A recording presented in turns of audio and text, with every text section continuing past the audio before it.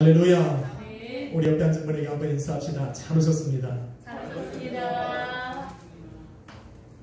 한 번 더 인사합시다. 당신을 위해 좋은 일이 시작되었습니다. 당신을 위해 좋은 일이 시작되었습니다. 아멘. 한번 제목을 따라 했습니다. 주 나의 구원이시여.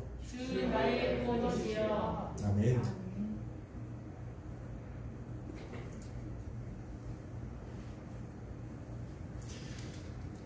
삶의 시련은 언제 어디서든 올 수 있습니다. 성도의 신앙에 따라서 그 시련의 강도가 다르게 느껴질 뿐, 시련이라는 단어가 사용되었을 때는 이미 성도의 신앙으로는 감당하기 벅찬 그런 상황까지 갔음을 우리는 이해할 수 있습니다. 하나의 시련도 이처럼 감당하기가 힘든데 그 시련이 또 다른 시련으로 이어진다면 신앙과 믿음이 있는 성도들도 아마 흔들리게 될 것입니다. 저 또한 그렇지만 여러분도 그런 경험을 한 번쯤은 해보셨을 겁니다. 그래서 우리 옛말에도 엎친데 겹친다 이런 말들이 있습니다. 오늘 본문의 다윗도 지금 그런 상황에 직면해 있습니다. 한 명의 성도로서 하나님과 항상 동행하고 그를 기뻐하는 것을 삶의 힘으로 여기며 살아왔던 다윗도 그런 상황에 직면하여 흔들리고 있는 겁니다. 그런 상황 속에서 다윗은 어떻게 그 상황들을 극복해 나가고 있을까? 저는 오늘 말씀을 통해서 그 방법을 찾아보려고 합니다. 그러면서 다윗과 같이 성도의 길을 걸어가는 저와 여러분도 이러한 삶의 시련이 다가올 때 어떻게 그것을 이겨나갈 수 있는가? 어떻게 하면 하나님께서 기뻐하시는 방법으로 그 시련들을 극복해오며 이기며 나아갈 수 있을까? 한번 찾아가 보려고 하는 겁니다. 한번 잘 들어보십시오. 여러 가지 삶의 시련들이 지금도 여러분의 삶에 있으리라 믿는데 그런 것들을 어떻게 하면 주님께서 기뻐하시는 모습으로 잘 이겨나갈 수 있을까? 오늘 말씀 속에 그 비결이 담겨 있습니다. 본문은 세 번의 간구와 부르짖음으로 이루어진 회개의 시입니다. 그런데 본 시편의 제목을 다윗의 기념하는 시라 부르고 있다는 것에 주목해야 합니다. 오늘 본 시편을 다윗의 기념하는 시라고 불렀다는 것은 다윗의 간구와 부르짖음에 하나님께서 응답하셨다라는 것입니다. 그로 인해서 다윗이 모든 상황을 이겨내고 승리했다. 하나님의 응답하심으로 그가 승리할 수 있었다라는 것을 기념하고자 기록한 시라 우리는 생각할 수가 있는 겁니다. 여러분, 시련 중에, 환난 중에 성도가 하나님 앞에 드리는 기도는 응답을 받습니다. 믿으시면 아멘 합시다. 정말 믿으십니까? 우리 앞에 칸이 쳐 있어서 잘 보이십니까? 아, 그래요? 첫 번째 하나님께 부르짖음은 질병 중에 부르짖고 있다는 겁니다. 그게 1절로 8절의 말씀입니다. 두 번째 부르짖음은 배반과 위협 속에서 드린 간구로 9절로부터 20절까지의 내용이 바로 그런 내용입니다. 마지막 세 번째 부르짖음은 이 모든 상황 속에서 주님의 구원을 간절히 바라는 그 기도로 저와 여러분이 읽은 21절과 22절이 바로 그 내용입니다. 먼저 저는 질병 중에 부르짖었던 다윗의 간구를 찾아가 보려 합니다.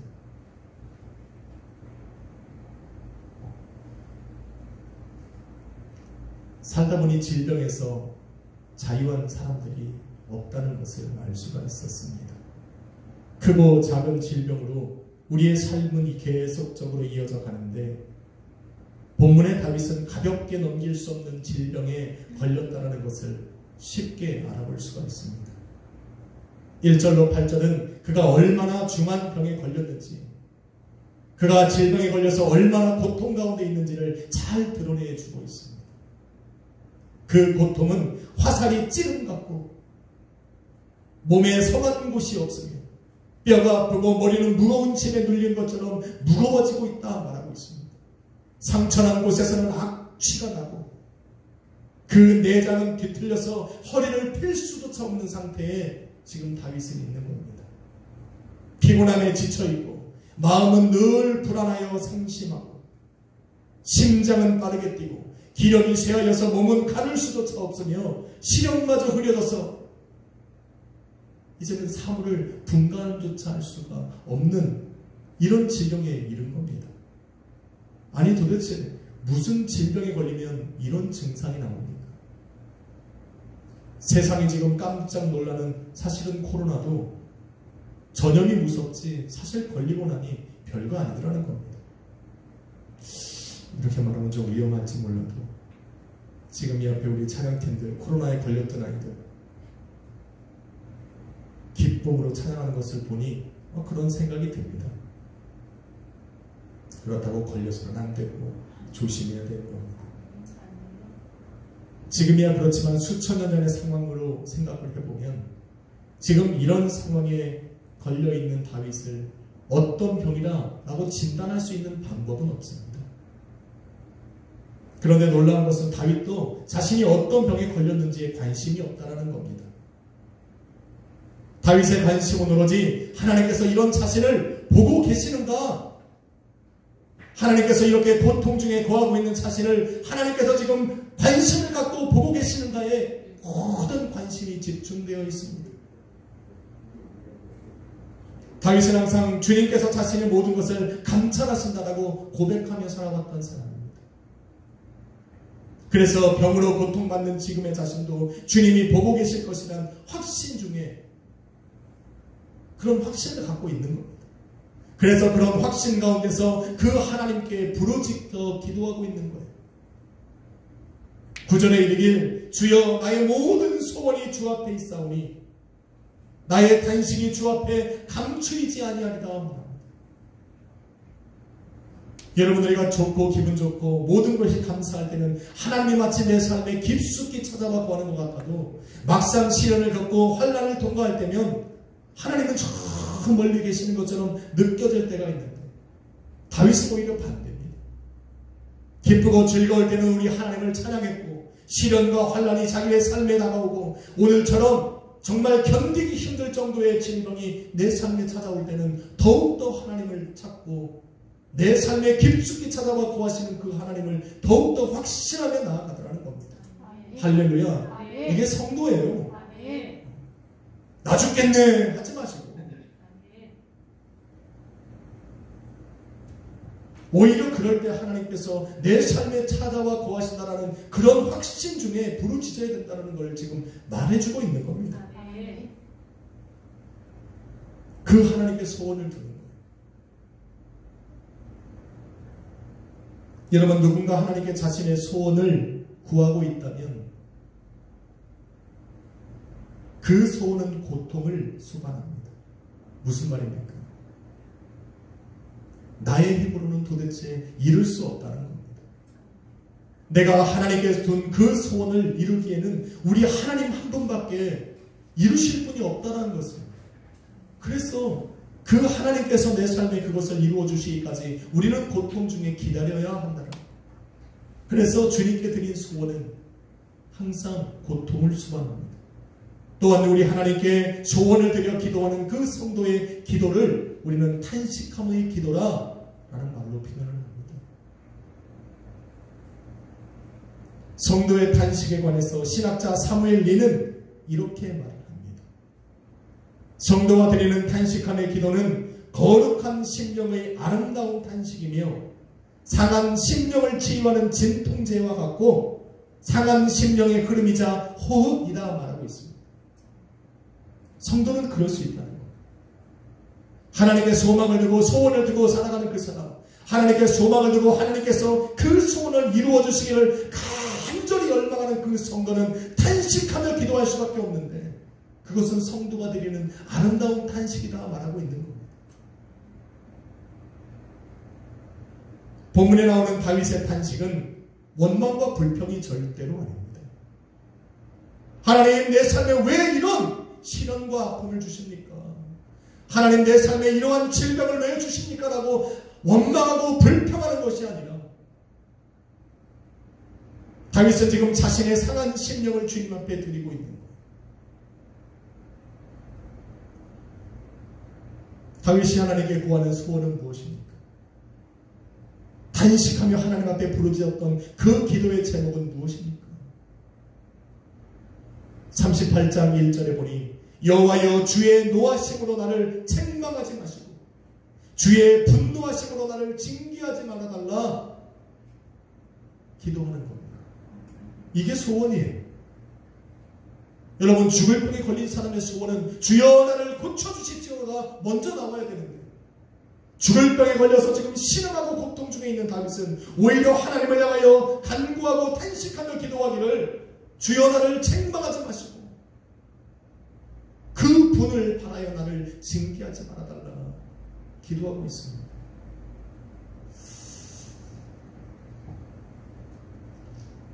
왜냐하면 다윗은 자신이 고통받고 있는 이 질병이 자신의 죄로 말미암는다는 것을 너무 잘 알고 있기 때문에 그래요. 다윗이 어떠한 죄를 지었기에 하나님께서 그를 책망하고 징계하시는지는 성경이 말하고 있지 않습니다. 하지만 다윗은 자신에게 그런 죄가 있고 그런 자신을 하나님께서 긍휼을 베푸사 책망하셨던 노하심을 거두시고 징계하셨던 그 분을 걷어달라 기도하고 긍휼을 베풀어 달라. 하나님께서 내게 긍휼을 베푸시는 것이 내가 지금 이 질병에서 치유받는 유일한 방법이라는 것을 지금 고백하고 있는 겁니다. 여러분, 이스라엘 민족의 신앙관을 잠시 들여다봅니다. 죽을 병에 걸린 사람들은 하나님께 저주를 받고 하나님께 버림받았다 생각하는 것이 이스라엘 민족이 가지고 있는 신앙관이었습니다. 그래서 요즘에 코로나 걸리면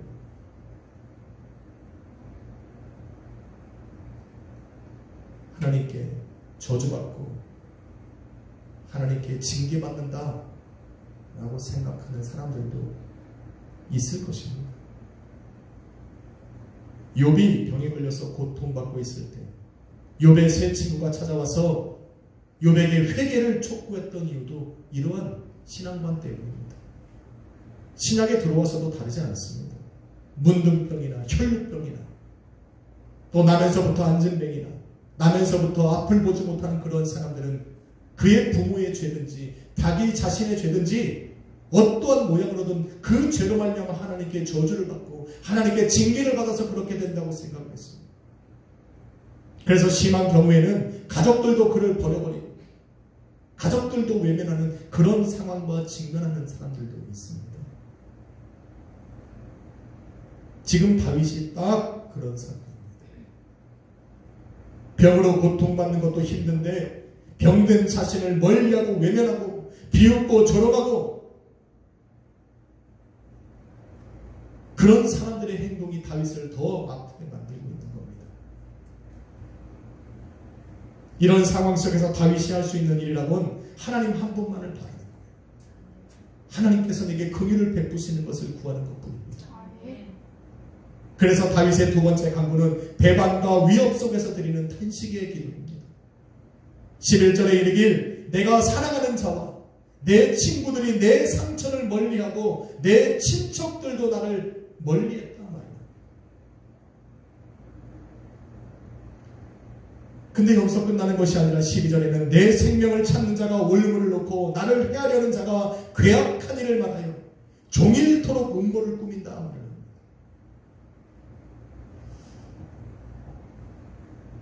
아니, 아프면 도와주려고 해야 되는데 오지마. 이러고 있습니다.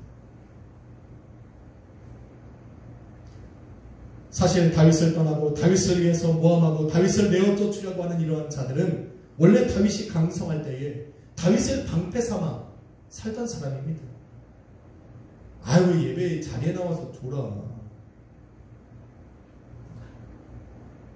아니, 좋은 자리에 나와가지고 3주 만에 나와가지고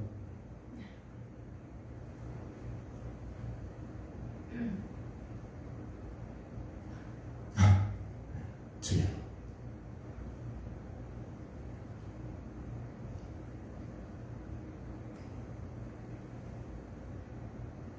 예배 때 자꾸 졸면 신앙이 안 생긴다니까. 믿음이 안 생긴다니까. 시련이 올 때 못 이겨. 아니, 말씀을 모르는데 무슨 말씀으로 신앙을 이겨나가고 환경을 이겨나갑니까?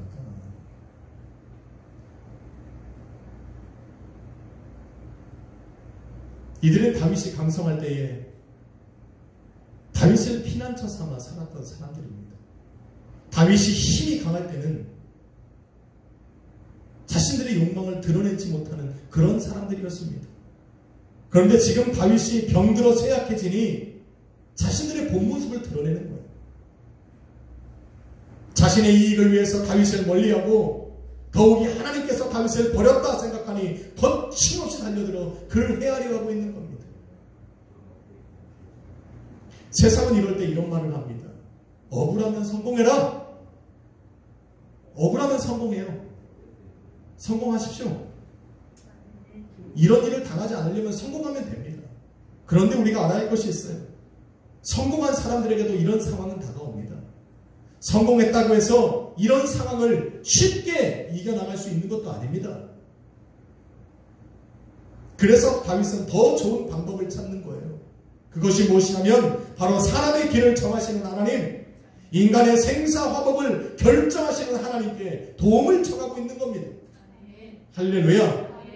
비록 지금 자신이 하나님께 징계와 책망을 받아서 병들어 다 죽게 되었지만, 그런 고통 가운데 있지만, 그런 자신을 징계하시고 책망하시는 하나님으로부터 오히려 기회를 발견합니다.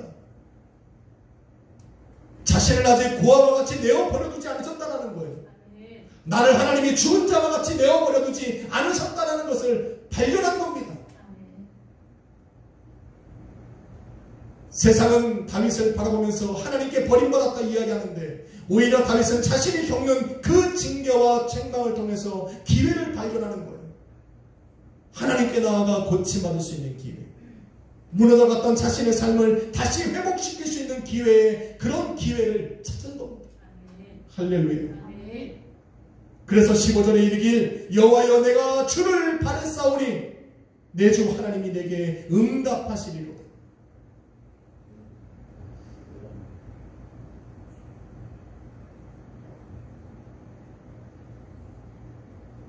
다윗은 자신을 멀리하는 사람들과 자신을 모함하여 내어 쫓으려는 사람들과 반박하며 싸우지 않았습니다. 오히려 13절로 14절에 기록한 바와 같이 다윗은 못 듣는 자와 같이 듣지 않았고 말 못하는 사람처럼 말하지 않았어요. 그들과 반박하며 싸우지 않았다는 거예요. 교만해서가 아니라 다윗은 지금 하나님의 처분을 기다리고 있는 거예요. 몸은 상할 대로 상했고 마음은 녹아져 내렸고 마음은 불안하고 사람들은 자신을 다 버리고 떠났고 자신을 미워하는 사람들은 자신을 죽이려고 달려들고 있는 바로 이런 상황. 이런 나를 바라보시는 주님은 나를 어떻게 판단하실까? 주님은 이 판단에 자신을 내어드리고 있는 거예요.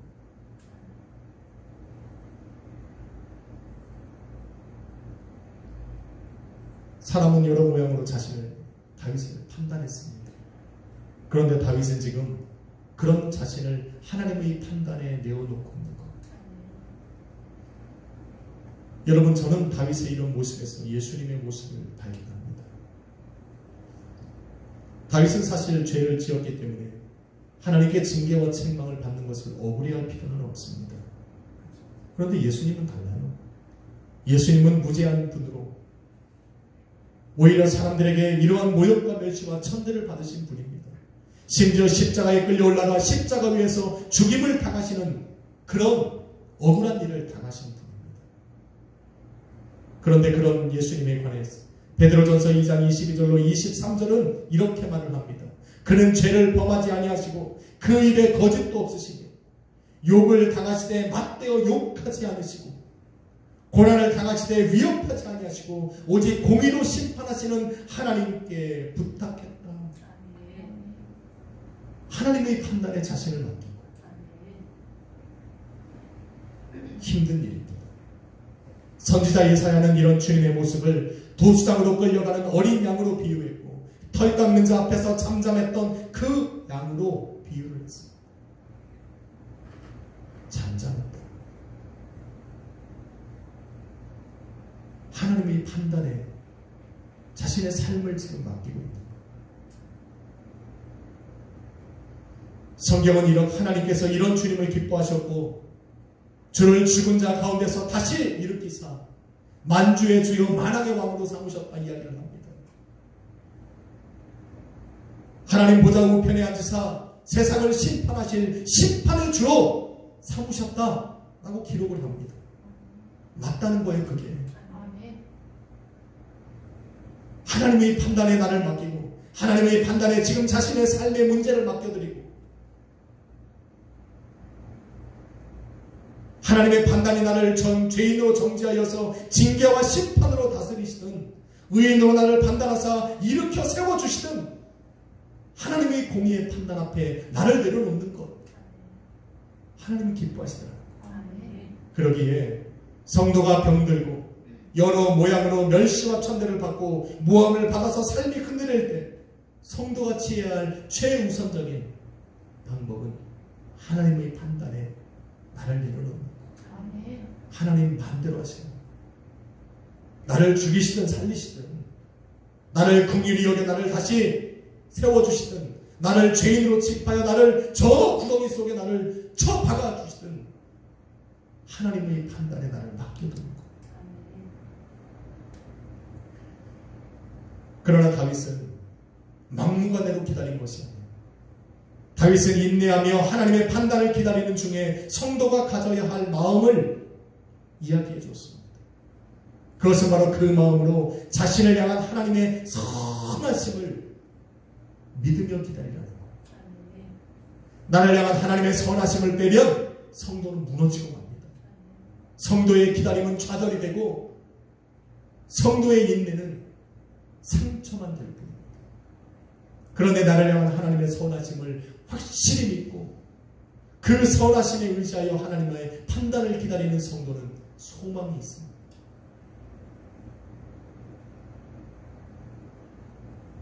한번 인사합시다. 하나님의 선하심을 믿으십시오.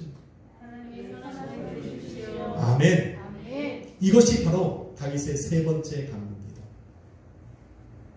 다윗은 마지막 남은 자신의 힘으로 자신을 멀리하고 자신을 대적하고 죽이려 하는 사람들과 싸우는 데 사용하지 않았습니다. 오히려 자신의 소원을 하나님께 드리는데 그 모든 힘을 동원하여 지금 부르짖고 있는 거예요. 병들어 고통 중에 있어 몸을 필 수도 없는 자신을 일으켜 세워서 하나님 앞에 지금 간구하고 부르짖고 있는 거예요. 21절로 22절 저와 여러분이 읽은 본문이 바로 그 소망을 담아 기도한 다윗의 간구입니다. 여호와여 나를 버리지 마소서. 나의 하나님의 나를 멀리하지 마소서. 속히 나를 도우소서. 주 나의 구원이시여.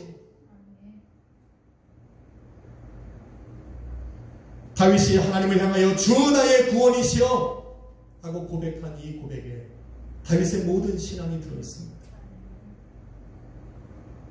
지금 나를 쳐서 병들어 고통 중에 있게 하신 그 하나님을 오히려 다윗은 주 나의 구원이시여 라고 고백합니다. 주의 징계와 책망 중에도 다윗의 마음은 항상 주님을 나의 구원으로 생각하고 있었더라.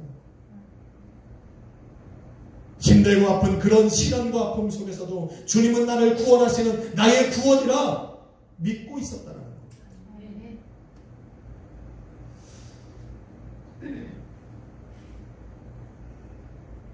다윗이 이런 고백을 드릴 때 그 다윗의 뒤에서 땅을 치며 아쉬워하는 마귀를 봅니다. 다윗을 괴롭게 했던 몸의 질병은 다윗을 하나님과 멀어지게 하지 못했습니다. 사람들은 그럴 거라고 생각했어요. 사람들은 그런 다윗을 바라보면서 다윗은 이제 하나님과 멀어질 것이다. 하나님께서 저를 버렸으니 하나님과 분리될 것이라고 여겼는데 오히려 다윗은 그 질병으로 하나님께 나아갈 기회를 얻은 거예요. 사람들의 외면과 따돌림이 다윗으로 하여금 하나님을 원망하게 하지 못했다는 거예요. 대적들의 모욕과 모함이 다윗으로 하나님을 원망하고 불평하며 하나님을 떠나게 하지 못하겠다는 거예요. 다윗은 오히려 사람들의 생각과는 다르게 바로 그때 하나님을 찾아 몸이 아파 죽을 것 같은데 그것이 하나님의 징계와 책망이라는 것을 알았을 때 오히려 그것을 하나님의 사랑으로 여겨서 하나님께 나아갈 기회로 삼았어요.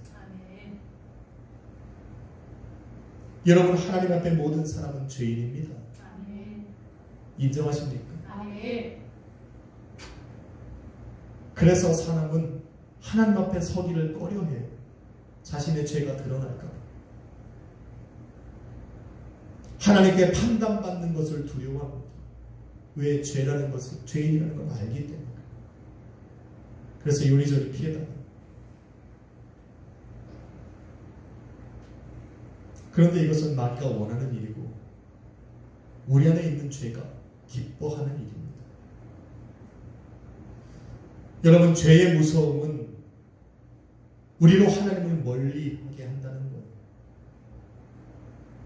아담과 하와가 하나님의 낯을 피해 숨었듯 예수님께서 세상에 빛으로 오셨을 때 사람들이 오히려 어둠으로 숨었듯 죄는 우리로 하나님을 숨게 합니다.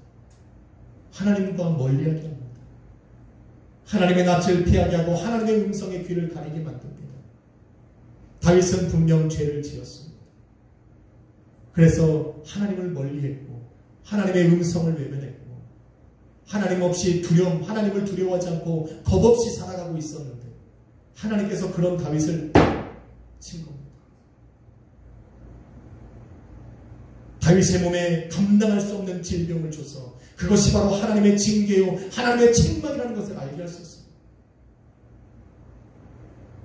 그래서 다윗은 죄로 말미암아 잠깐 잊어버렸던 그 하나님의 두려움을 깨닫게 됩니다. 그래서 다시 하나님을 기억하게 됩니다. 다윗은 그런 것이 바로 하나님의 은혜라고 말하고 있는 거예요. 이렇게 하나님을 모르고 하나님을 두려움 없이 살아갔다면 정말 영원한 형벌 가운데 떨어질 수밖에 없었을 것인데 그런 나를 하나님께서 책망하고 나를 징계하셔서 다시 그 두려움 앞에 서게 하셨으니 감사하다. 이 정도로 생각할 수 있는 성도는 정말 대단한 성도예요, 사실.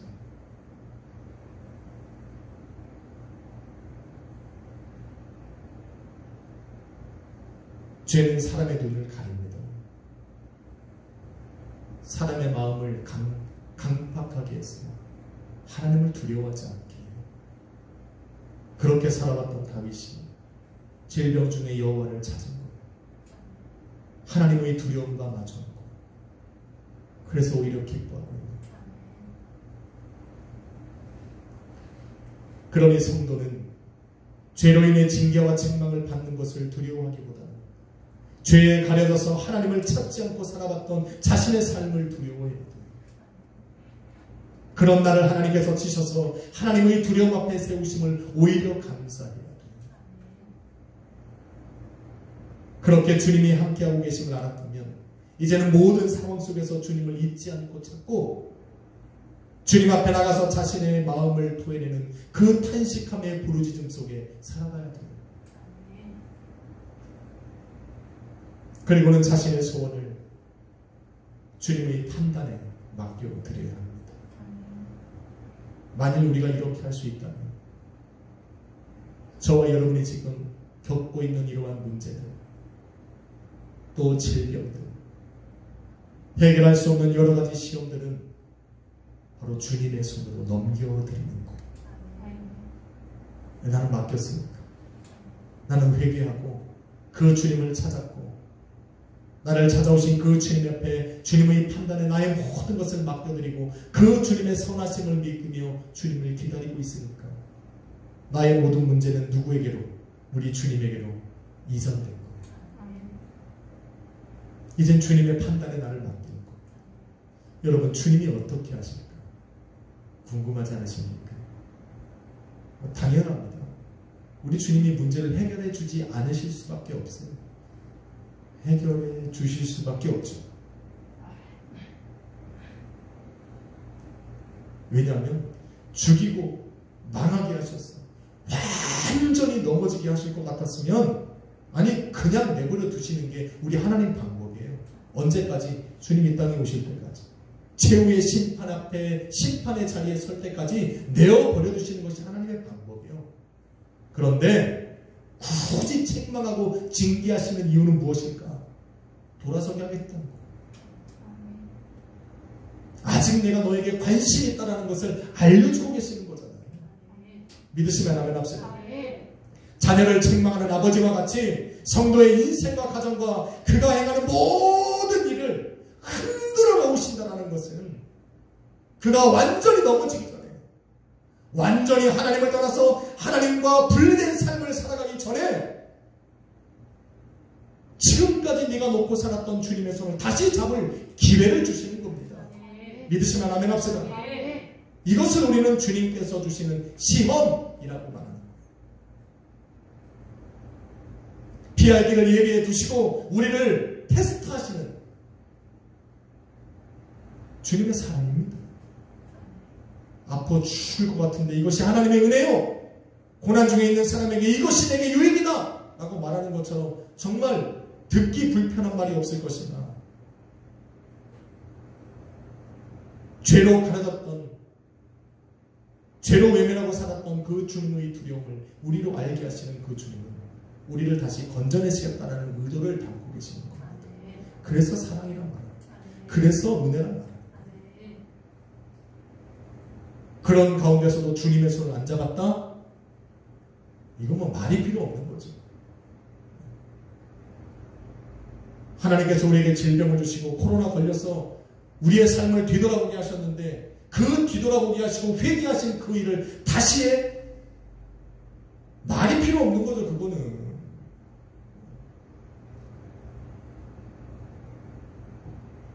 나쁜 짓 하지 말라고 그러니까.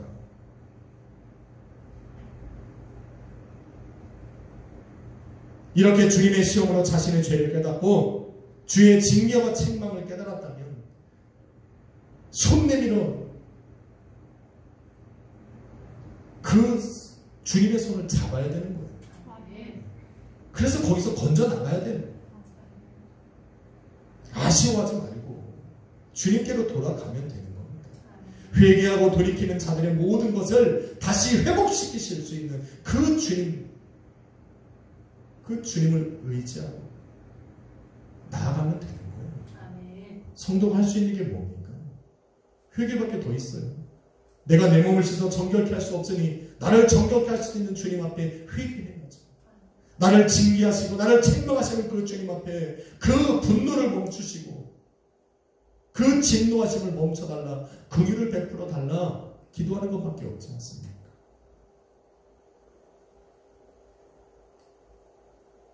이것이 바로 시련을 당할 때 다윗이 취한 방법이고 성도된 저와 여러분이 취해야 할 방법입니다.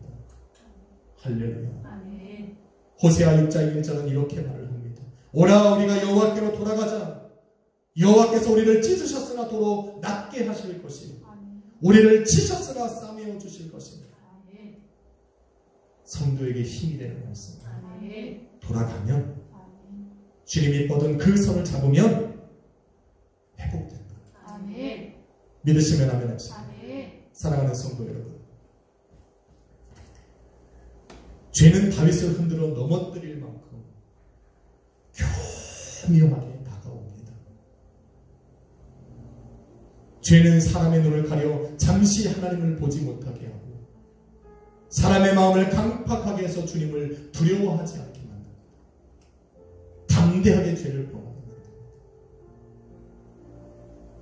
그런데 하나님은 이런 당신의 자녀들을 죄 가운데 방치해 두시는 분이 아니에요. 죄의 눈이 가려졌고 마음과 생각까지 무뎌진 그 자녀들에게 징계와 책망으로 다스려서 다시 하나님의 두려움 앞에 서게 만듭니다. 그것이 다윗에게는 질병이었던 겁니다. 비록 당신의 징계와 책망에 자녀들이 힘들어하는 것을 안타까우며 보고 계시지만 그렇게 무너지는 것을 원하지는 않으십니다. 그 자녀를 완전히 잃을 수 없기에 긍휼과 사랑으로 그렇게 하시는 것뿐입니다. 이런 주님은 자녀된 저와 여러분이 흔들리나 완전히 넘어지는 것을 바라지 않으시기 때문에 일어날 때 힘들지 않도록 손을 이렇게 내밀고 있는 거예요. 손뻗어 잡으라고. 일어날 때 힘들지 말라. 이게 주님의 사랑이잖아요. 이게 주님의 마음이잖아요. 이것이 주님의 우리를 향한 선하심이고 우리를 향한 계획이라는 걸 우리는 알고 있잖아요. 그러니까 이러한 선하심, 그 주님의 사랑을 힘입어서 기다려보잖아요. 주님을 의지해보자는 거죠. 주는 나의 구원이시라. 이 고백을 여러분의 입술에 끊이지 않고 계속적으로 이 신앙과 믿음으로 한번 견뎌보자는 거죠. 다윗과 같은 극한 상황에 있다면, 아직 다윗과 같은 극한 상황에 이르진 않았어도 그 길을 향해 내 삶이 지금 나아가고 있다면, 그 눈이 가려져서 하나님을 찾지 못하고 그 마음이 강팍해져서 하나님의 두려움 앞에 서지 못하고 있다면 여러분 돌이키십시오. 감당할 수 없는 징계와 또 책망을 받기 전에 우리는 돌아서야 하고, 다윗과 같은 그런 자리에 이미 있다면 오늘 다윗처럼 회개하고 그런 나를 부르신 하나님 앞에 믿음으로 나아가야 합니다. 주는 나의 구원이시, 주 나의 구원이시, 나를 구원하실 주님의 끝까지 신뢰하고 나를 도우실 주님의 손을 끝까지 붙잡고 믿음으로 견디면서 여러분 그 상황을 잘 이겨나가십시오. 하나님의 선하심은 결코 당신의 자녀들을 외면하지 않습니다. 그 주님께서 여러분을 끌어당겨 모든 회복되는 그 자리로 인도해 가실 때까지 주님을 끝까지 의지하며 나가시기를 예수 그리스도의 이름으로 축원합니다. 기도하겠습니다. 거룩하신 아버지 하나님 감사합니다. 병들어 죽게 되었던 다윗이 하나님의 원망과 불평하기보다 자신을 쳐서 하나님을 다시 한번 알게 한 그 주님 앞에 감사한 것처럼 이 시간 내 삶의 시련을 통해, 내 삶의 질병을 통해, 내 삶의 고통을 통해, 환난과 시험을 통해 우리는 주님의 두려움 앞에 나아갑니다. 주님의 두려움을 잊고 살았던 나를 용서하여 주시옵시고 다시 한번 주님을 경외하는 마음으로 살아갈 수 있도록 인도하여 주옵소서. 우리의 짐을 대신 지시고 우리의 아픔을 대신 감당해 주실 주님 앞에 오늘 우리는 믿음으로 나아갑니다. 주여 붙드시옵소서. 나를 긍휼히 여기사 회복시켜 주옵소서. 모든 문제에서 벗어나게 하여 주옵시고 온전한 마음과 또 온전한 육체로 아버지 앞에 영광 돌리게 하여 주옵소서. 주님께 감사드리며 예수님의 이름으로 기도했습니다. 오늘 찬양 한번 드립니다. 여러분 이 찬양 오랜만에 불러서 조금 어려우실 텐데 믿음으로 은혜로 주님께 고백하며 불러봅시다. 네, 짐이 무거우면 짐이 무거우냐 홀로 지고 가기에 반대로 갈까 두렵지는 않느냐 온갖 일에 매여 고달프지 않느냐 주가 부르시니 요청하면 짐이 무거우냐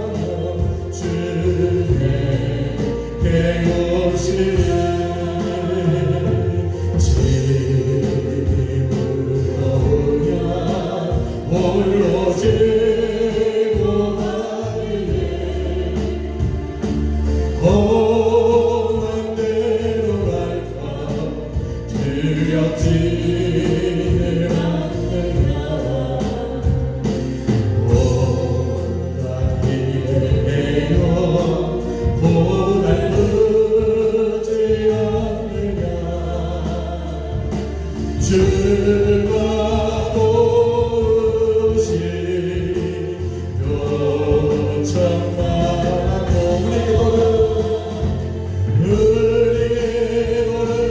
언제 어디나 들으시며 큰 사랑으로 감사드시며 동행하리